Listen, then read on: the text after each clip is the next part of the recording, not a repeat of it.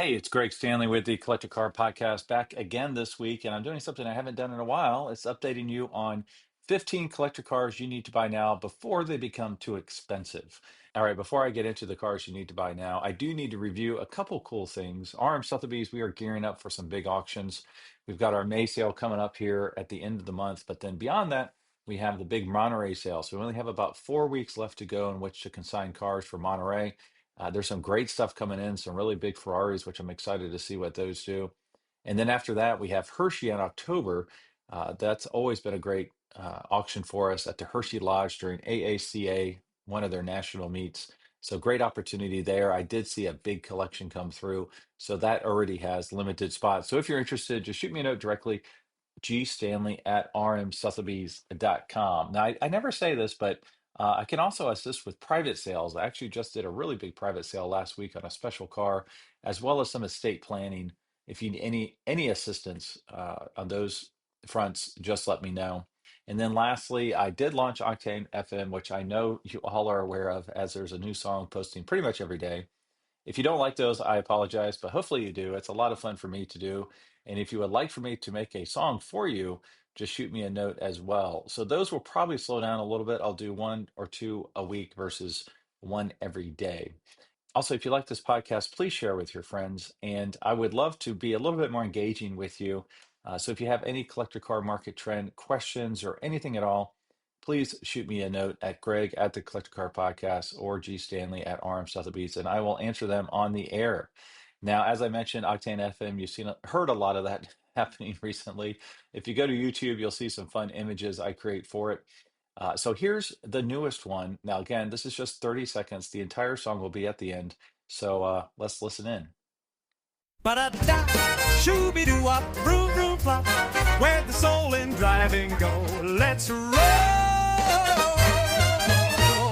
They used to rumble, they used to roar. Now I can tell my car from my fridge anymore. Used to get goosebumps just from a glance. Now every ride's got the same dull stance. Got buttons for everything, seat to the air. But nothing that makes the neighbors stare. No fins, no chrome, just plastic grace. Like a dishwasher running a quarter-mile race.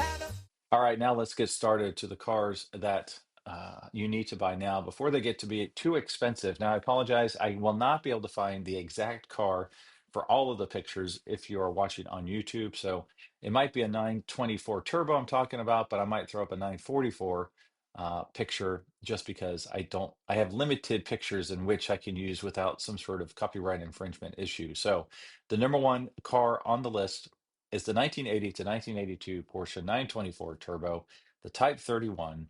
The original MSRP was approximately $20,000, and today you can pick one up for around $15,000. Now, why would you buy this car? Well, the 924 Turbo was Porsche's second turbocharged road car, offering a unique blend of performance and affordability. Its lightweight design and balanced handling make it an attractive option for enthusiasts seeking a classic Porsche experience without the hefty price tag. Now, I do want to capture some of the known issues with these cars.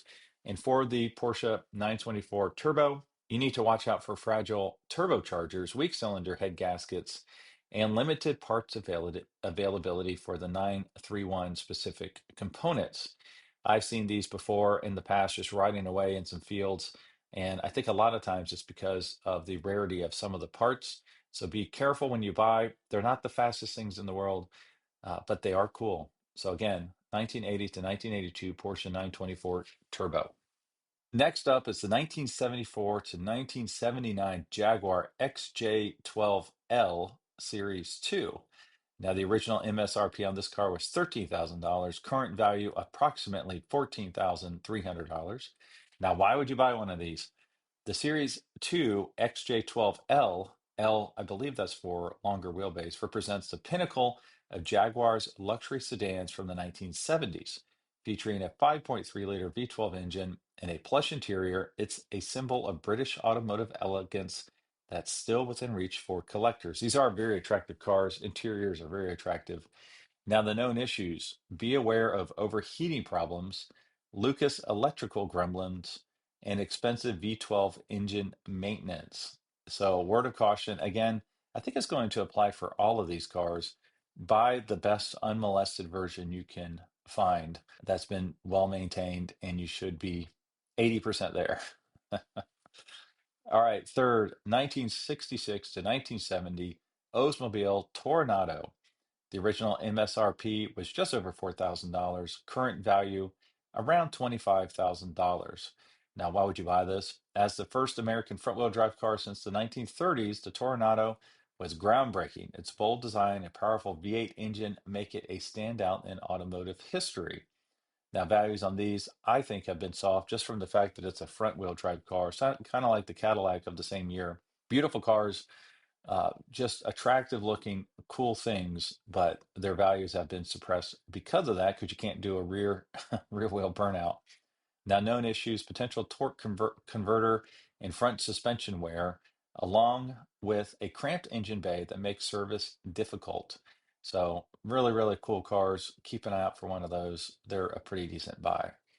Next is the sister to the 924, the 944. Now, if you listen to Full Throttle Talk, you know Paul Kramer is a big advocate of the 944 Turbo, but this one is just the base 944, 1983 to 1991.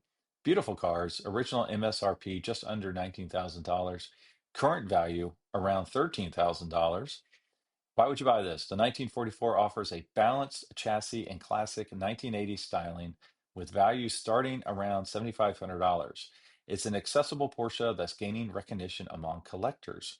Known issues: timing belt and water pump failures, dashboard cracking, and fragile odometers are common concerns. Now, the aftermarket supply business for this is robust and getting bigger every year. People are really going after this car. All right, next is the 1995 to 2005 Ferrari F355. Original MSRP around $120,000. Current value anywhere from $60,000 up to $250,000, depending on condition and model and rarity. Now, why buy? The F355 is celebrated for its design and driving dynamics. As one of the last Ferraris with a classic gated manual shifter, it's becoming increasingly sought after. Now these are pretty cool. I've never really warmed up to them. They have aged well, which is nice. But it seems like everything you need to do is an engine out service. Now, known issues: costly timing belt services, failing valve guides in early cars, and complex F1 transmission. Avoid those if you want to keep maintenance low. But the manual cars are quite much more expensive than the F1 transmission cars, as we all know, with the gated manual being such a desired option. Right, number six is the 1990 to 1999 BMW M3, the E36 model. Original MSRP just under $36,000. Current value approximately $25,000. Now, why to buy? The E36 M3 offers a blend of performance and practicality. Its values have been steadily increasing, making it a smart investment for enthusiasts. Known issues: subframe cracking, Vanos system failures, and poor rust proofing in early US models. Now, I'm actually chasing one of these. It's a 97 four-door white, I think it's a light gray interior, manual, and it's the original owner with only 9,500 miles. So these are very cool cars. I always thought these were beautiful cars, not the fastest in the world, but yeah, grab them while you can. All right, number seven is the 1990 to 2002 Mercedes-Benz G500. MSRP around $100,000 for the 500 GE 8. Current values vary wildly. Some models are around $55,000, but the G-Wagons have really gone up in price. Now, why to buy? The G500 combines luxury with off-road capability. Early models are becoming collectible with their boxy design and robust engineering. I also like the earlier ones just because the new ones, yeah, they're cool, but I think they've been over AMG'd with the exhaust coming out ahead of the rear wheels. Looks kind of weird on a sport ute, really cool on a car. So yeah, I like the earlier ones as well. Known issues: rust-prone frames, electrical gremlins, and high parts slash service costs. That makes a lot of sense, actually. All right, number eight, 1990 to 1999 Subaru Impreza WRX. Now, this is mentioning the JDM imports. Now, this one was not available in the US market, so the reference here is obviously any Impreza WRX is really cool to have, but specifically the JDM ones, which are right-hand drive. Now, early models are becoming harder to find in original condition. Now, why to buy? The WRX Rally Heritage and turbocharged performance makes it a favorite among enthusiasts. Early models are becoming harder to find in original condition. Known issues: rust, especially in the rear strut towers, weak transmissions, and modifications that make stock examples harder to find. All right, number 9, the 1990 to 1999 Toyota Supra, the A80, MSRP around $40,000. Current value, these are kind of all over the place right now, but they have been climbing steadily. Now, why to buy? The Supra, especially the turbo models, have become icons thanks to their performance and pop culture presence. Known issues: rear differential bushings, leaky target tops, and inflated parts prices due to collector demand. That makes sense. All right, number 10, the 1990 to 1999 Nissan 300ZX, the Z32, MSRP around $30,000. Current values are fluctuating again quite a bit, but on the rise. Now, why to buy the iconic 300ZX? It offers a sleek design and strong performance. Twin turbo models are particularly desirable. Known issues: cramped engine bays make turbo work labor intensive, timing belt service required, and aging interior plastic. So that would be difficult as well, finding replacement interior plastic bits. So again, buy the best one you can possibly find. All right, number 11, this one's interesting. 1975 to 1979 BMW 530i E12, original MSRP approximately $15,000. Today, around $10,000. Why to buy? The first generation 5 Series is a sleeper with classic BMW dynamics and shark nose looks. These are very attractive cars. Known issues: thermal reactor emissions equipment leads to engine overheating, especially in US models, rust-prone bodies, and finicky fuel injection systems. I know everybody is very familiar with the 2002s, and you're familiar with the E39 M5s later, but there's a lot of BMWs that happened in the 70s that are very cool and have been flying under the radar for a very long time. Number 12 is the 1988 to 1991 Honda Prelude SI 4WS. Now, the original MSRP was around $17,000.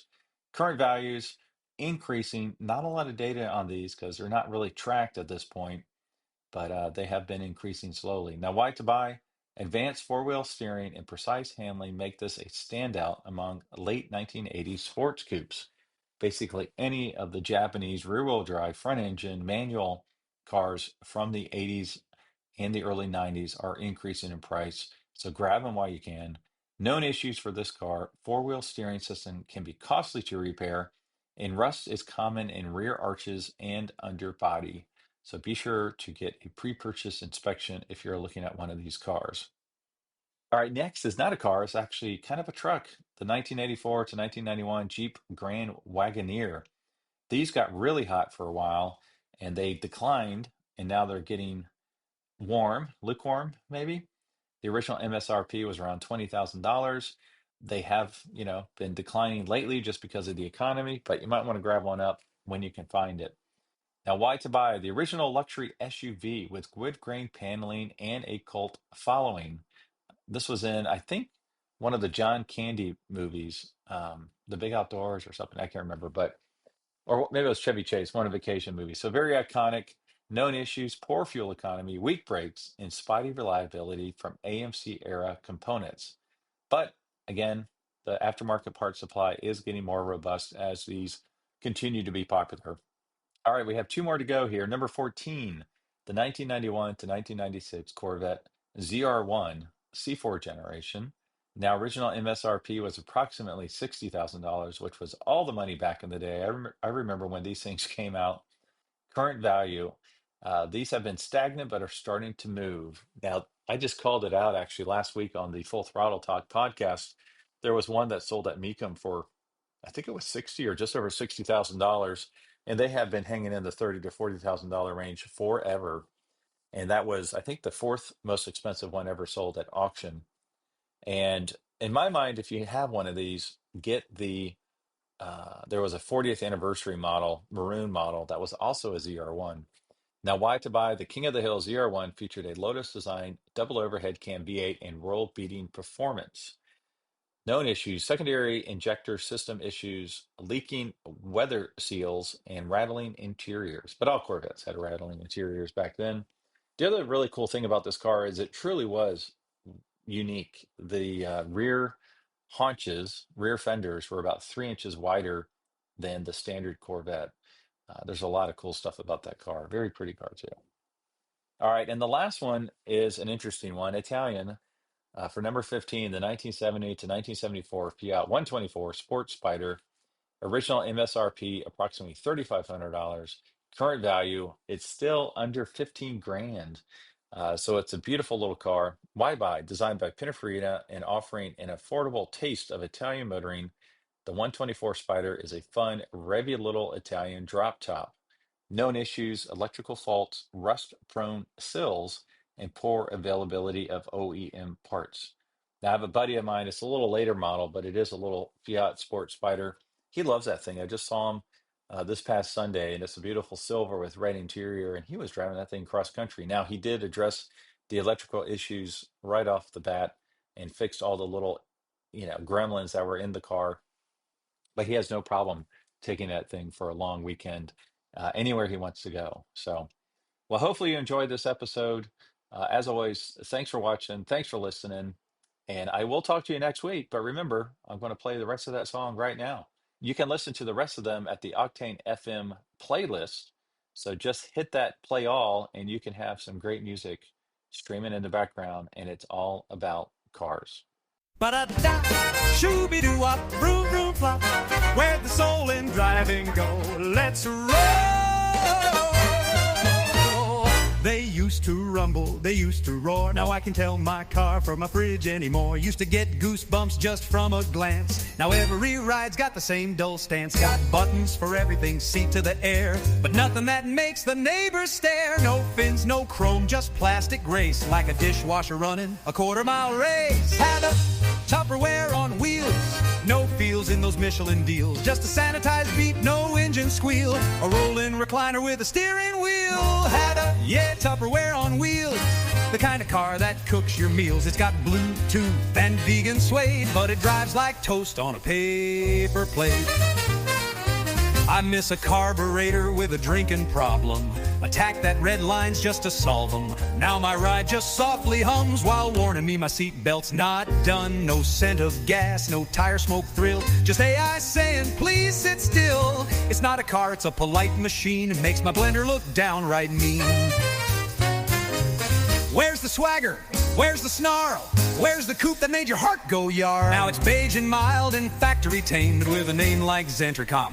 Like Zentricom, proclaim Tupperware on wheels. Got more tech than Navy SEAL, but no groove, no guts, no thrill appeal. Just cruise control and a cup holder meal. Tupperware on wheels, might as well ride a Roomba's heels. Bring back the jazz, the brass, the bite. These cars today just ain't built right. Doo-wop, vroom, stop.